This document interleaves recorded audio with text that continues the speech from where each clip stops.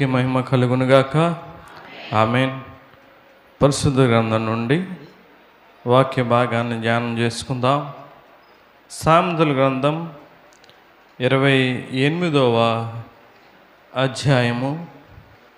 సామెతల గ్రంథం 28వ అధ్యాయం 13వ వచనాన్ని చదువుకుందాం.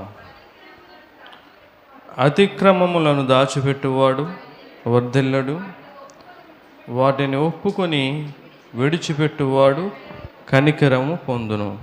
ప్రార్థన చేసుకుందాం. మహాగణుడ, మహోన్నతుడ, సర్వాధికారి, సర్వకృపానిధివైన దేవా, నీకే వేలాది వందనాలు, స్తుతులు, స్తోత్రాలు చెల్లిస్తున్నాం తండ్రి.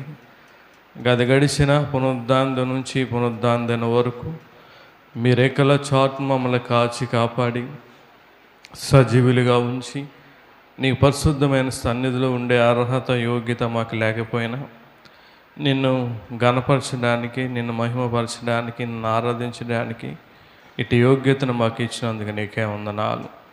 వాక్య భాగంలోకి వెలుచుండగా మాతో అందరితో మాట్లాడండి. మేము ఆత్మీయంగా విశ్వాస జీవితంలో ఎదగడానికి, ఇంకా ఎవరైనా రక్షణ పొందకపోతే రక్షణ పొందడానికి ఈ మాటలు ఎంతో మమ్మల్ని బలపరచడానికి, ఉపయోగకరంగా ఉండడానికి మీరే మాకు సహాయం చేసి మీరే ఆత్మరూపిగా నడిపించమని, ఈ ప్రార్థన అంగీకరించమని ప్రభువైన యేసుక్రీస్తు పరిశుద్ధ నామమును బట్టి మిక్కిలి వినయంతో అడిగి వేడుకుంటున్నాం తండ్రి. ఆమేన్. అందరికీ వందనాలు. దేవుని మహాకృపను బట్టి దేవది దేవుడు మరి ఒక పునరుద్ధాన దినంలో ఆయనతో గడిపే యోగ్యతను, భాగ్యం మనకు అనుగ్రహించాడు. ఇది గొప్ప ధన్యత. దేవుని సన్నిధిలో ఉంటే అది ఒక సంతోషం అండి, ఒక ఆనందం. చూడండి, మనం పనిలో ఉన్నా, వ్యాపారంలో ఉన్నా, డ్యూటీలో ఉన్నా, ఇంట్లో ఉన్నా, అదేంటో తెలియదు, కానీ దేవుని సన్నిధిలో ఉన్నప్పుడు ఒక మనకి నెమ్మది, ప్రశాంతత, సమాధానం అనేది ఉంటుంది. ఎందుకంటే ఈ మందిరంలో ఎవరుంటారు అమ్మా? ఎవరుంటారు? దేవుడు ఉంటాడు. ఆ దేవుని దగ్గర మనం ఉంటే ఆ సమాధానం, నెమ్మది ఎప్పుడు కూడా మనతో వెంటే ఉంటాయి. చదువుకున్న వాక్య భాగం చూస్తే సామెతల గ్రంథం 28వ అధ్యాయం 13వ వచనంలో, అతిక్రమములు దాచిపెట్టువాడు వర్ధిల్లడు, వాటిని ఒప్పుకొని విడిచిపెట్టువాడు కనికరం పొందును. అతిక్రమములు దాచిపెట్టేవాడు వర్ధిల్లడు. అంటే అతిక్రమము, క్రమము లేనిది. అతిక్రమం అంటే పాపం అనుకోవచ్చు, చెడుతనం అనుకోవచ్చు, లేకపోతే అపరాధం అనుకోవచ్చు, దోషం అనుకోవచ్చు, మనం చేసే తప్పులు అనుకోవచ్చు, అన్యాయం అనుకోవచ్చు. ఏ వ్యక్తిలో అయితే ఈ అతిక్రమములు ఉంటాయో అవి ఆ వ్యక్తి దాచుకుంటే ఆ వ్యక్తి ఏమవడండి? వర్ధిల్లడు అని చెప్తా ఉంది బైబిల్.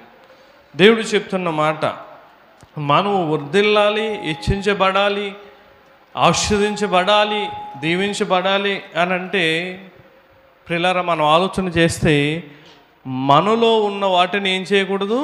దాచిపెట్టకూడదు, కప్పిపెట్టకూడదు. వాటిని ఏం చేయాలి? ఒప్పుకొని విడిచిపెడితే దేవుడు కనికరం మనకి కలుగజేస్తాడు. ఈ రోజున క్రైస్తవులు అనేవారు, దేవుని దగ్గరికి వెళ్తున్న వారు వర్ధిల్లపోవడానికి కారణం ఏంటంటే మనలో ఉన్న లోపాలు కప్పు పెట్టుకుంటున్నాం, మనలో ఉన్న పాపాలు, అతిక్రమాలు దాచిపెట్టుకుంటున్నాం. చూడండి, మనకు కావలసిన, శరీరానికి కావలసిన ప్రతీది కూడా మనం ఏం చేసుకుంటాం అంటే దాచిపెట్టుకుంటాం. అవునా కదా? ఏమండి, బంగారం ఉన్న వాళ్ళు బంగారం దాచిపెట్టుకుంటారు లేదమ్మా? ఏమండి, చాలా భద్రంగా దాచిపెట్టుకుంటారు. డబ్బులు దాచిపెట్టుకుంటారు, విసిరేస్తారా అమ్మా? చాలా దాచిపెట్టుకుంటారు. ఒకసారి మనం ఆలోచన చేస్తే అలాగా మనకున్న ఇంటిని దాచిపెట్టుకుంటాం. ఎవరైనా మనకి ఏదైనా గిఫ్ట్ అంటే బహుమానం వేస్తే ఆ బహుమానాన్ని దాచుకుంటాం, వాహనాన్ని దాచుకుంటాం. ఇంటిని దాచుకోవడానికి చుట్టూ కూడా ఫెన్సింగ్ వేస్తాం, లేకపోతే కాంపౌండ్ కూడా కట్టుకుని ఇంటిని భద్రపరుచుకుంటాం, వాహనాలను భద్రపరుచుకుంటాం. మనకు కలిగిన ప్రతీదీ కూడా చాలా జాగ్రత్తగా దాచుకుంటాం. కానీ ఆత్మీయమైన జీవితంలో నువ్వు దాచుకోకూడనివి కూడా నువ్వు దాచుకుంటున్నావు. ఈ శరీరానుసారమైన విషయంలో దాచుకోవలసినవి ఎంత ముఖ్యమైనవి మనం ఏ రీతిగా అయితే దాచుకుంటున్నామో అవి దాచుకోవడం మనకు అవసరం. అదే రీతిగా ఆత్మీయ జీవితంలో కూడా కొన్నిటిని దాచేసుకుంటున్నారు. దాచుకోకూడదండి. దాచుకోకుండా వాటిని మనం బయటికి తీయాలి. పిల్లలు ఒకసారి ఆలోచన చేస్తే ఇక్కడ అతిక్రమములు దాచిపెట్టేవాడు వర్ధిల్లడు అంటున్నాడు. అలాగే మన ఆత్మీయమైన జీవితంలో కూడా కొన్నిటిని నువ్వు దాచిపెడుతూ ఉన్నావు. నువ్వు దాచిపెడితే ఎలా వర్ధిల్లుతావు? ఆత్మీయమైన జీవితంలో దాచిపెట్టకూడదు కదా, వాటిని బయటకు తీయాలి. చూస్తే మొదటిగా ఇక్కడ ఏటిని దాచిపెడుతున్నారంటే ఈ రోజున తలాంతులు దాచిపెడతా ఉన్నారు. మత్తయి సువార్త 25వ అధ్యాయంలో ఇక్కడ విషయం రాయబడి ఉంటుంది. ఒక యజమానుడు దేశాంతరం ప్రయాణమై వెళ్తూ అతని దగ్గర ఉన్న పనివారికి ఏం చేస్తాడంటే ఒకడికి 5 తలాంతులు ఇస్తాడు, ఒకడికి 2 తలాంతులు ఇస్తాడు, ఒకడికి 1 తలాంతు ఇస్తాడు. అయితే ఆ యజమానుడు ఏమవుతాడంటే ప్రయాణమై దేశాంతరం వెళ్ళిపోతాడు. వెళ్ళిపోయి వచ్చే సమయానికి మనకు అనేక పర్యాయాలు విన్నాం ఈ విషయాన్ని. మనం ఆలోచన చేస్తే 5 తలాంతులు గలవాడు 5 తలాంతులు సంపాదించుకున్నాడు. 2 తలాంతులు కలిగిన వాడు ఏం చేశాడండి? 2 తలాంతులు సంపాదించుకున్నాడు. ఈ 1 తలాంతు గలవాడు ఏం చేశాడు? చూస్తే చూడండి, మత్తయి సువార్త 25వ అధ్యాయము చూడండి 25వ వచనం మనం చదువుదాం. చూడండి ఏమంటున్నాడంటే 24 గురించి చదివితే, తరువాత 1 తలాంతు తీసుకున్నవాడు వచ్చి, అయ్యా, నీవు విత్తన చోట కోయువాడువును చల్లని చోట పంట కూర్చుకున్నవాడునైనా కఠినుడు అని నేను ఎరుగుదును గనుక నేను భయపడి వెళ్ళి నీ తలాంతును భూమిలో దాచిపెట్టిదని, ఇదిగో నీది నీవు తీసుకునమని చెప్పాను. ఈ 1 తలాంతు కలిగిన వాడు ఏం చేస్తున్నాడండి? ఎక్కడ దాచిపెట్టాడంట? భూమిలో దాచిపెట్టాడు. ఎందుకు ఇచ్చాడు తలాంతులు మనకి దేవుడు? దాచిపెడతాగా. ప్రార్థన చేసే తలాంతు ఉండదు, ప్రార్థన చేయరు. పాటలు పాడే తలాంతు ఉండదు, పరిచర్య చేసే తలాంతు ఉండదు, సువార్త ప్రకటించే తలాంతు ఉండదు. దేవునికి ఏ రకంగా ఈ రోజున నువ్వు తలాంతు కలిగి ఉన్నావు? ఈ 5 తలాంతు కలిగి వాడు 5 తలాంతులు సంపాదించాడు. ఆ వ్యక్తిని అన్నాడు, బల నమ్మకమైన మంచి దాసుడా అన్నాడు. దాచిపెట్టేవాడిని చెడ్డ దాసుడా అంటాడండి. ఇంకా మనం చదివితే చూడండి, అందుకు అతని యజమానుడు వాణిని చూచి, సోమెరువైన చెడ్డ దాసుడా, నేను విత్తని చోట కోయువాడను చల్లని చోట పంట కూర్చోవాడనని నీవు ఎరుగుదువా? అట్లయితే నీవు నా సొమ్ము సాహుకారుల యొద్ద ఉంచవలసి ఉండెను, నేను వచ్చి వడ్డీతో కూడా నా సొమ్ము తీసుకుందునని అతనితో చెప్పి ఆ తలాంతును వాని యొద్ద నుండి తీసివేసి 10 తలాంతులు గలవానికి ఇయుడి.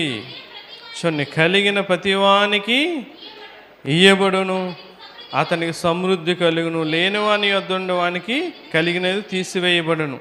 చూడండి, మరియు పనికి మాలిన ఆ దాసుని వెలుపటి చీకటిలోనికి త్రొయ్యుడి, అక్కడ ఏర్పును పండ్లు కొడుకుటయు ఉండెను.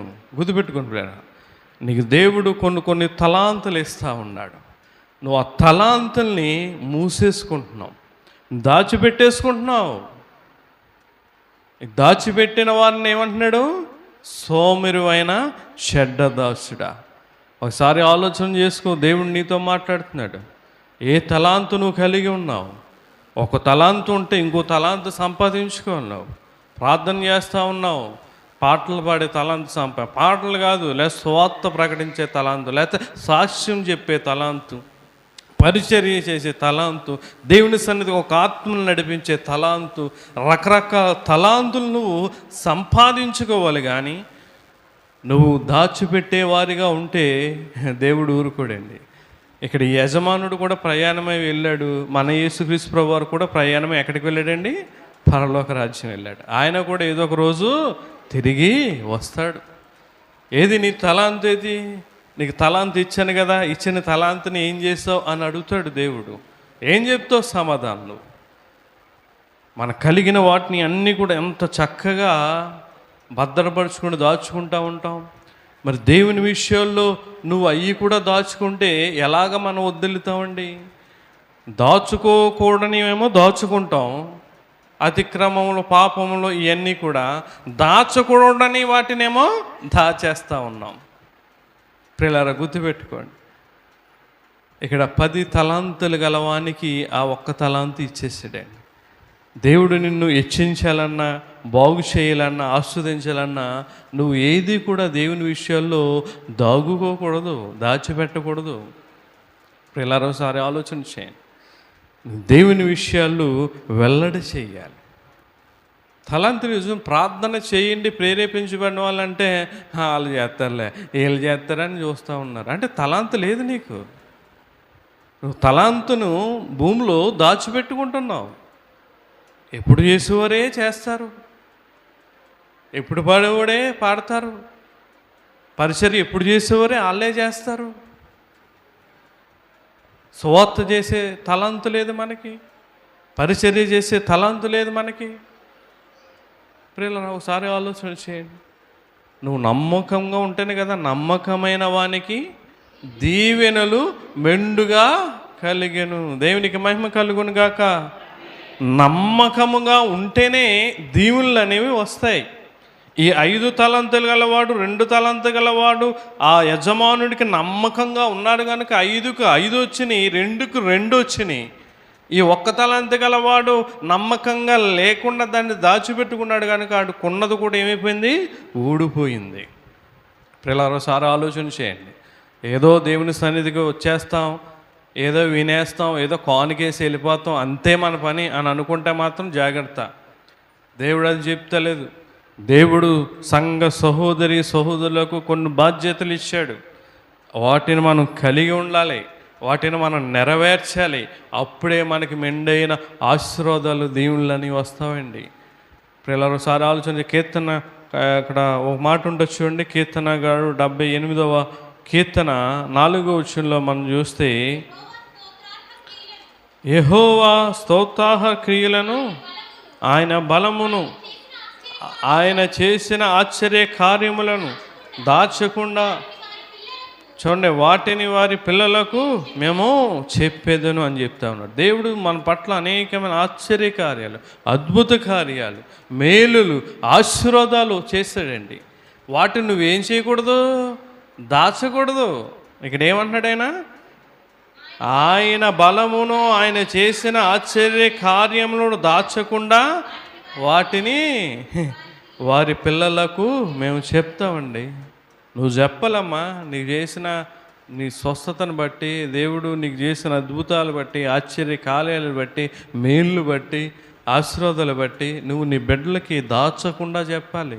ఈరోజు క్రైస్తవులు చెయ్యని పని ఏంటంటే, దేవుడు చేసిన మేలు ఏది పిల్లలకి చెప్పరు, ఏది చెప్పరు. ఒరే మనకు అంత ఉంది, ఎంత ఉంది, నువ్వు ఏది కావాలో అది కొనుక్కో, ఎక్కడ వెళ్తే అక్కడ తిరుగు, ఏది చేయాలనుకుంటే అది చెయ్యి. ఈరోజున క్రైస్తవుల పిల్లలు ఎందుకు భ్రష్టులుగా పాడైపోవడానికి కారణం ఏంటంటే, దేవుని విషయాలు దాచకుండా చెప్పకపోవడం వల్ల. దాచేస్తున్నారు. దాచకూడదు, దాచకుండా నీవు వారికి చెప్పాలి. మనం ఆలోచన చేస్తే పౌలు శీలని పట్టుకుని చెరసాల్లో వేశారు. చెరసాల్లో వేస్తే ఆ చెరసాల ఎలా ఉంటుంది? చీకటిగా, అంధకారంగా ఉంటుంది. కానీ వీరేం చేశారంటే, ఏం చేశారమ్మా? పాటలోనే ప్రార్థనలు చేశారంట. పాటే కదా, ఏముంది అని పాటలకు రారు. పాటల సమయానికి ప్రార్థనే కదా, ప్రారంభ ప్రార్థన, అయ్యేకి వెళ్దాంలే అని రారు.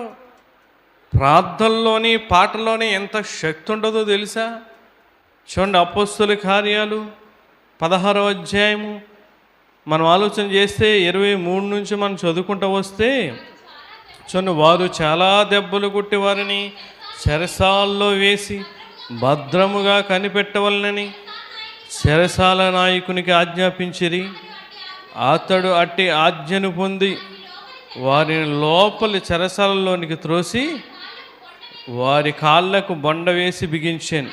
చూడండి, అయితే మధ్యరాత్రి వేళ పౌలును శీలను దేవునికి ప్రార్థించుచు కీర్తనలు పాడుచుండిరి, ఖైదీలు వినుచుండిరి. అప్పుడు అకస్మాత్తుగా మహా భూకంపము కలిగాను, చెరసాల పునాదులు అదిరెను, వెంటనే తలుపులన్నీ తెరుచుకొనెను, అందరి బంధకములు ఊడెను. దేవునికి మహిమ కలుగునుగాక. పాటల్లో పాడితే, ప్రార్థనలో చేస్తే ఏమైపోయినాయండి? భూకంపం వచ్చి చెరసాల పునాదులు కదిలిపోయినాయి. ఒక విషయాన్ని మీకు జ్ఞాపం చేస్తాను, ఇందులో మర్మము. భూకంపం వస్తే గోడలు పడిపోవాలి, ఇల్లు పడిపోవాలి, ఏమండి, చెట్లు ఇవన్నీ కూడా పడిపోవాలి.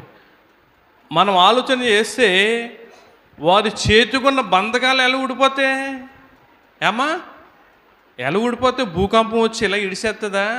వాళ్ళ చైన్స్ అయ్యంటే ఐరన్తో, ఇనుముతో చేసిన ఆ సంఖ్యలు ఊడిపోవడానికి కారణం ఏంటి ఏమా చెప్పండి? దేవునికి చేసిన ప్రార్థనలో పాటలే. అక్కడ ఉంది కదా మాట, ఉందా లేదా? చూడండి, చెరసాల పునాదులు అదిరేను, వెంటనే తలుపులన్నీ తెరుచుకొనెను, అందరి బంధకములు ఊడెను. చూసారా, పాటలోని ప్రార్థనలోని ఎంత శక్తి ఉందో. నువ్వెందుకు ప్రార్థనా సమయానికి రావట్లే? నువ్వెందుకు పాటలు పాడే సమయానికి రావట్లే? ఆ పాటలోని, ఆ ప్రార్థనలోని శక్తి ఉన్నదన్న సంగతి నువ్వు గ్రహించలేకపోతా ఉన్నావు.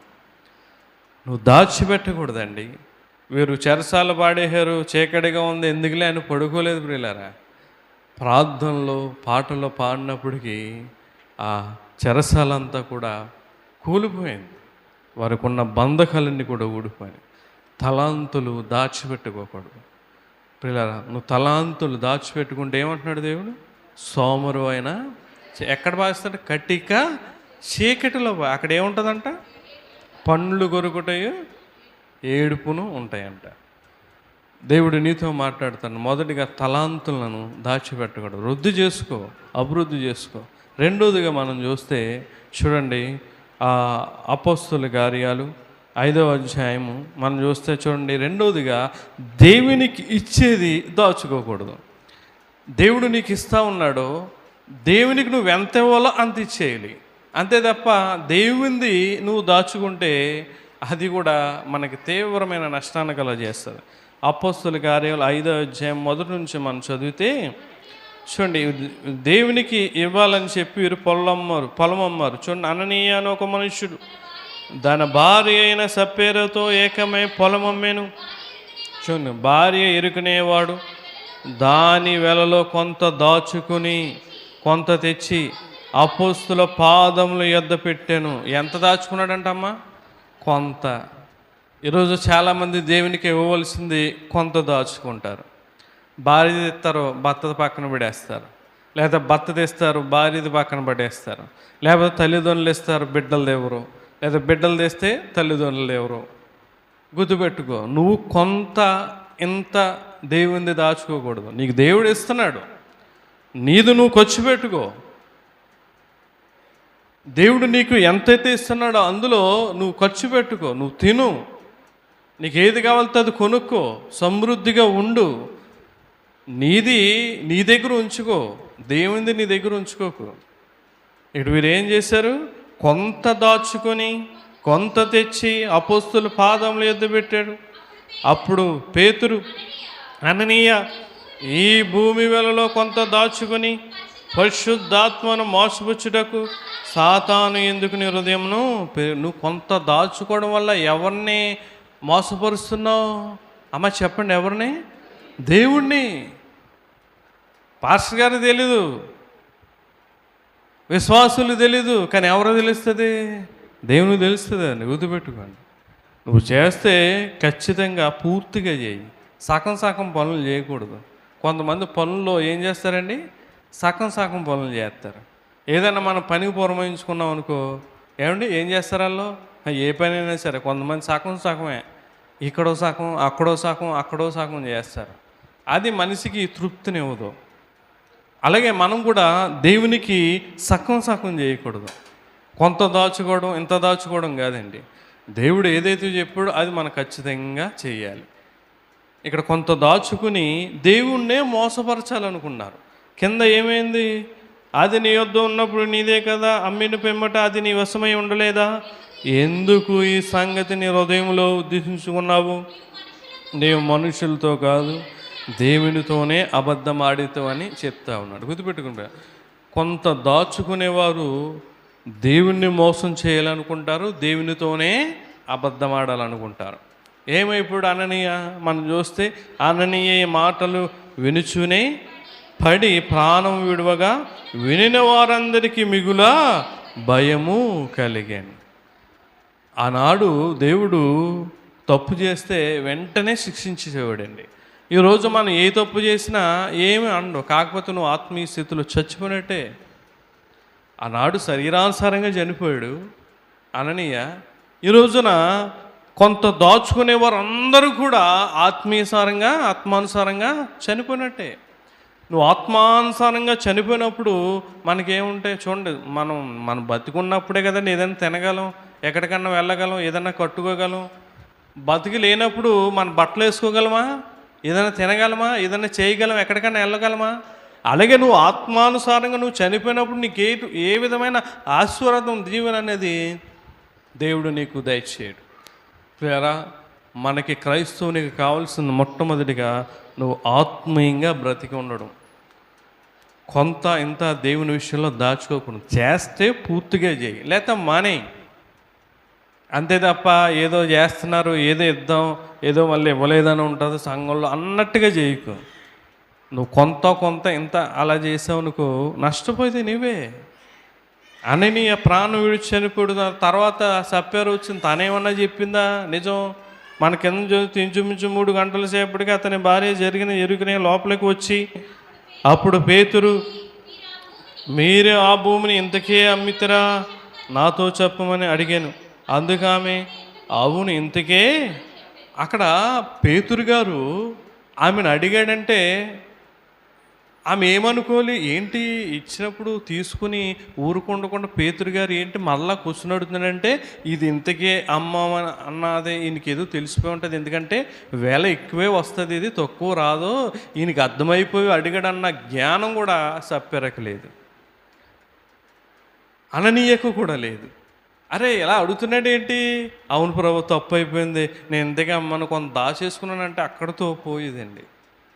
ఇద్దరు కూడా ఏకమై కొంత దాచేసుకుని దేవునికి ఇవ్వవలసింది ఏం చేశారు? కింద జ్యోతి చూడండి. అందుకు పేతురు, ప్రభు యొక్క ఆత్మను శోధించుటకు మీరెందుకు ఏకీభవించిదిరి?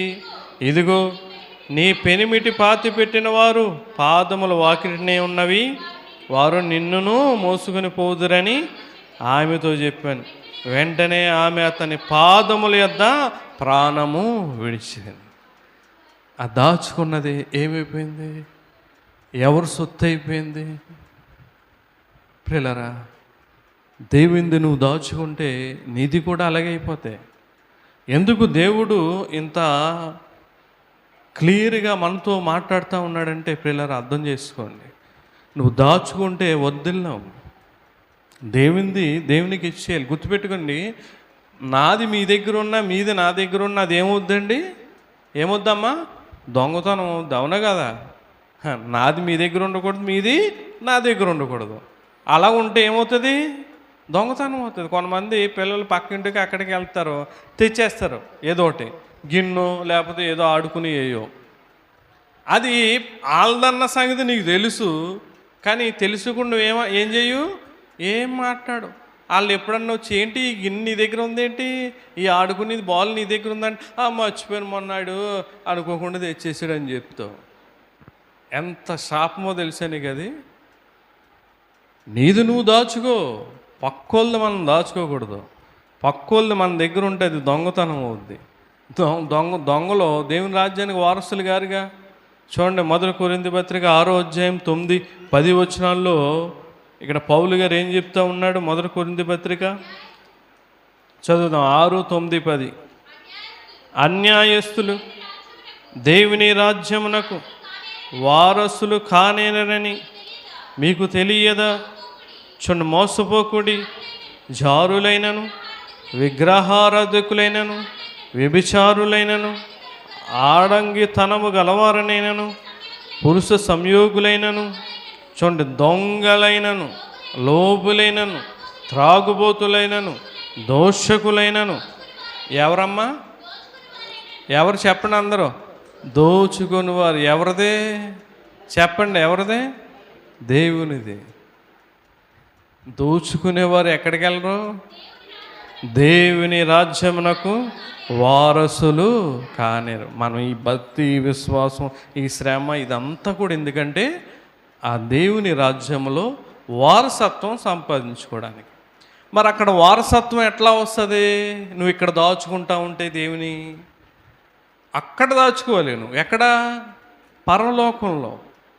ఆ మాట అక్కడ ఉంటుంది. చూడండి, మత్తయి సువార్త 6వ అధ్యాయం 20 నుంచి మనం చదివితే చూడండి, భూమి మీద మీ కొరకు ధనమును కూర్చుకొనకుడి. చూడండి, ఇక్కడ ఏమంటున్నాడు? అచ్చట చెమ్మట అయినను తుప్పును తీయవేను, దొంగలు కన్నం వేసేదారు. చూడండి, పరలోకమందు మీ కొరకు ధనము కూర్చుకొనుడి, అచ్చట చెమ్మైనను తుప్పైనను దాన్ని తినివేయదు, దొంగలు కన్నము వేసి దొంగలరు. ఎక్కడ మనం కూర్చుకోవాలమ్మా? అక్కడ కూర్చుకోవాలి. ఇక్కడ దాచుకోకూడదు. నువ్వు ఇక్కడ దాచుకుంటే ఎక్కడ ఉండదు? అక్కడ ఉండదు. ఈరోజు చాలామంది ఇక్కడ దాచేసుకుని వెనకేసేసుకుని ఏదో చేయాలనుకుంటున్నారు. గుర్తుపెట్టుకో, నువ్వు దేవుణ్ణి దాచుకుంటే దేవుని రాజ్యమునకు హక్కుదారుడు కాదు. దేవుడు ఎందుకు ఇంత విపులంగా ఇంత క్లియర్గా చెప్పాడు? దేవునిది మనం దేవునికి చెలేమంటాడు? ఆ పరిచయాలు శాస్త్రంతో దేవునివి దేవునికి, కైసరవు కైసరికి ఇచ్చేయాలి. గవర్నమెంట్ పన్ను, గవర్నమెంట్ కరెంటు బిల్లు ఇవన్నీ కూడా మనం గవర్నమెంట్కి ఇచ్చేయాలి. ట్యాక్స్లన్నీ దేవునికి కూడా ట్యాక్స్లు మనం కట్టేయాలి. గుర్తుపెట్టుకుంటా, దేవునిది నువ్వు దాచుకుంటే మనం వర్ధిల్లం, దీవించబడం, ఆస్వాదించబడం. గుర్తుపెట్టుకుని పిల్లల, దొంగలు దేవుని రాజ్యానికి వారసులు గారు. దొంగలు ఇయుడి మీకు ఇయ్యబడినాడు. కయ్యనితో ఒక మాట అంటాడు, నీవు సత్క్రియ చేసిన ఎడలా తల ఎత్తుకొనవా అంటున్నాడు. అంటే నువ్వు కొంత తెచ్చి దాచేసుకుని సరిగ్గా సత్క్రియ చేయకుండా తల ఎలా ఎత్తుకుంటావు? నువ్వు ఎలాగ ఆస్వాదించబడతావు? ఎలా దీవించబడతావు? నీ తల దేవుడు ఎత్తాలండి. నీ కుటుంబాన్ని దేవుడు హెచ్చించాలి. నీ బిడ్డల్ని ఆస్వాదించాలంటే సత్క్రియ చేయాలి. సత్క్రియ చేయకుండా నువ్వు దాచేసుకుంటే చెడ్డ దాసుడు అవుతావు తప్ప మంచి దాసుడు ఎట్లాగవుతావు? రెండవదిగా దేవునిది దాచుకోకూడదు. చివరిగా మూడవదిగా చూడండి, దేవుని సువార్త కూడా దాచకూడదు. చూడండి, అపోస్తలుల కార్యాలు 20వ అధ్యాయము, అపోస్తలుల కార్యాలు 20వ అధ్యాయం 20 వచ్చిన మనం చదివితే చూడండి, మరియు ప్రయోజనకరమైనది ఏదియు దాచుకొనక బహిరంగముగాను ఇంటింటను మీకు తెలియజేయచ్చు, బోధించుచు దేవుని ఎదుట మారు మనసు పొంది మన ప్రభువు అయిన యేసుక్రీస్తునందు విశ్వాసముంచవలనని యూదులకును గ్రీసు దేశస్థులకును ఎలాగూ సాక్ష్యం ఇచ్చుచుంటినో ఇదంతయు మీకు తెలియను. పౌలు గారు అని చెప్తా ఉన్నాడు. ఏం చెప్తా ఉన్నాడని? ప్రయోజనకరమైనది ఏదియు ఏమంటున్నాడు? దాచుకొనక బహిరంగముగా ఇంటింటను మీకు తెలియజేయచ్చు, బోధిస్తూ ఉన్నానని చెప్తా ఉన్నాను. ఈరోజు నువ్వు సువార్తను దాచేసుకుంటున్నావు. ఇక్కడ దేవుడు మనతో, నీతో, నాతో ఆత్మరూపిగా మాట్లాడుతున్నాడండి. ఈ మాటలు ఏదో యూట్యూబ్లోనూ చూసి లేకపోతే ఏదో బుక్కుల్లో చూసి చెప్పే కాదు. దేవుణ్ణి ప్రార్థన చేసి అడిగితే దేవుని ప్రేరణతో ఇచ్చే అంశం మీద మాట్లాడే దేవుని మాటల వాక్యం ఇది. మామూలు సింపుల్గా యూట్యూబ్లో చూసి చెప్పచ్చు. అది దేవుని ఆత్మ నడిపింపు అవ్వదు. మరలా ఈ సమయం ఎప్పుడు వస్తుందో అప్పుడు దాకా కూడా ప్రభా పలానా రోజున ఏం మాట్లాడాలని చెప్పి కన్నీళ్ళతో మోకరించి ప్రార్థన చేసి అడుగుతారండి. అందుకే బైబిల్లో ఉన్న విషయాలన్నీ కూడా దేవుడు మనకి బయలుపరుస్తూ ఉన్నాడు. చూడండి, మీరు మన గొప్పగా దేవుని గొప్ప. ఎక్కడ చెప్పే వాక్యాలు మీరు యూట్యూబ్లో కూడా చెక్ చేస్తే దొరకవు.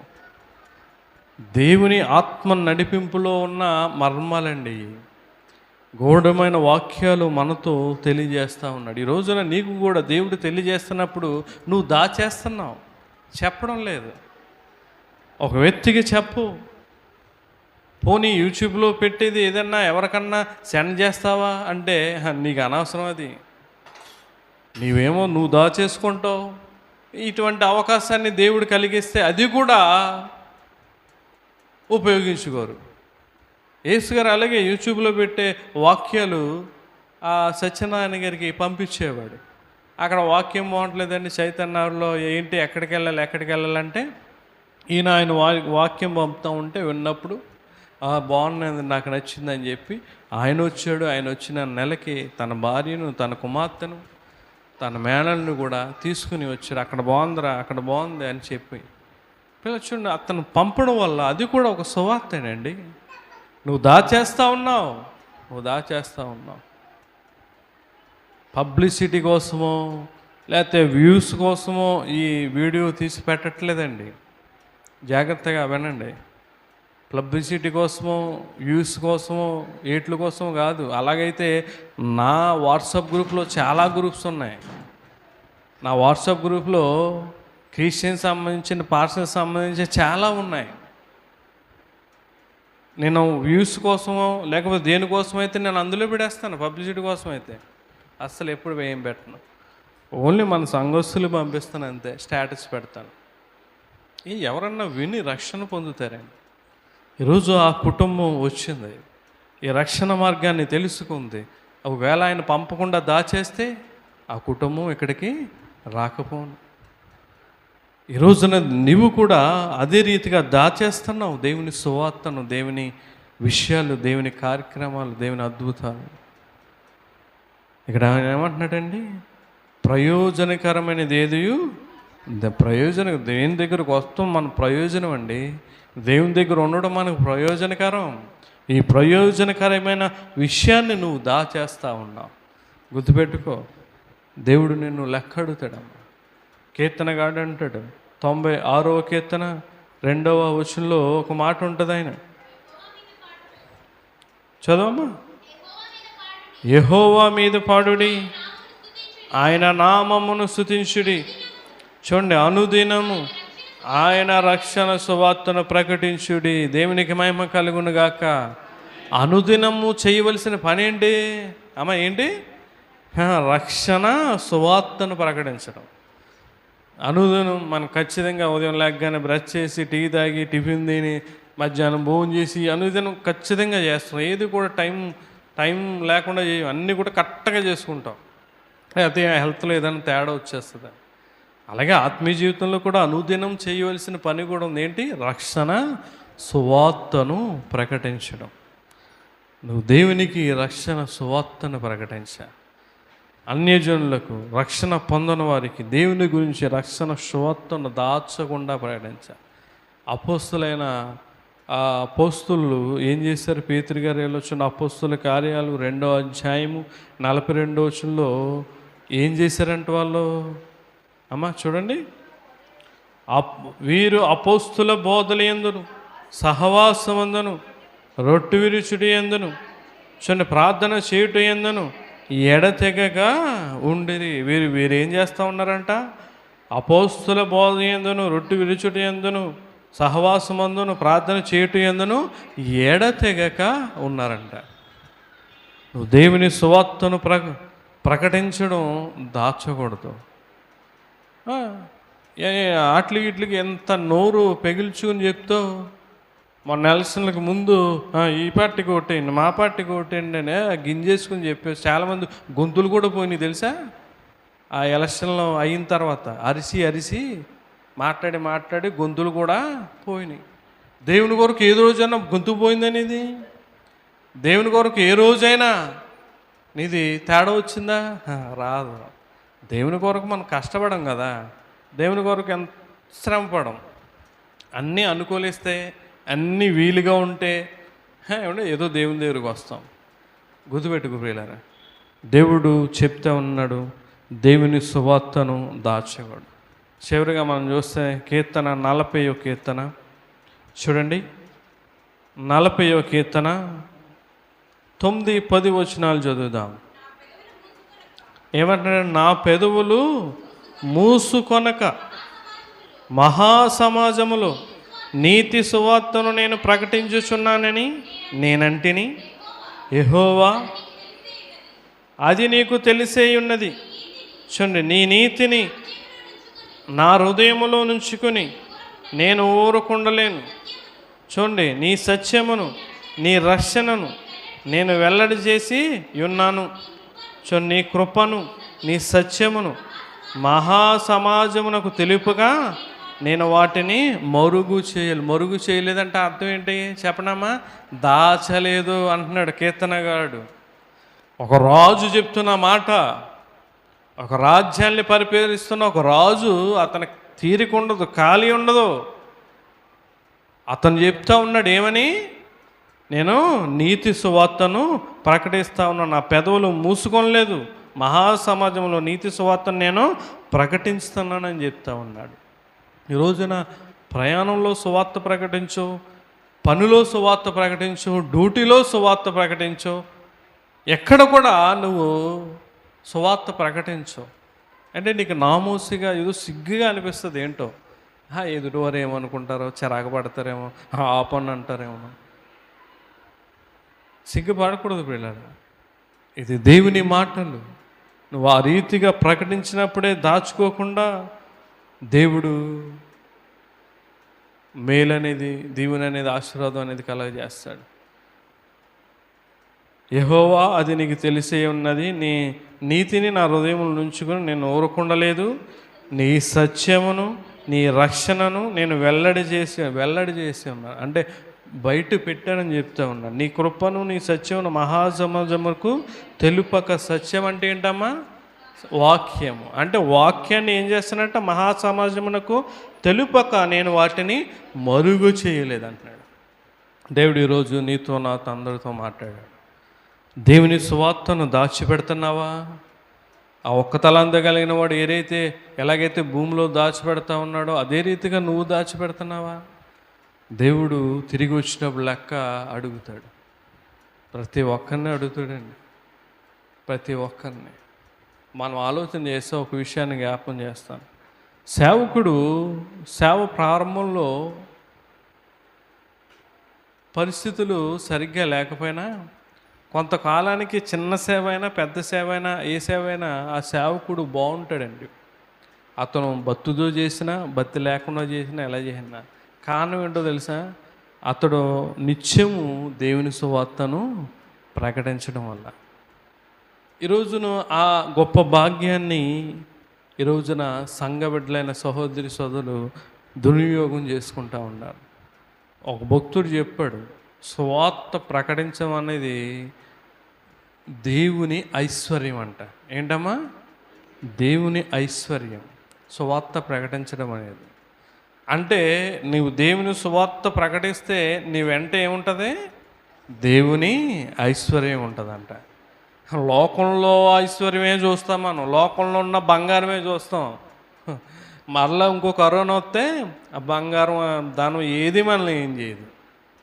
ప్రియులారా, ఏది దాచొద్దు.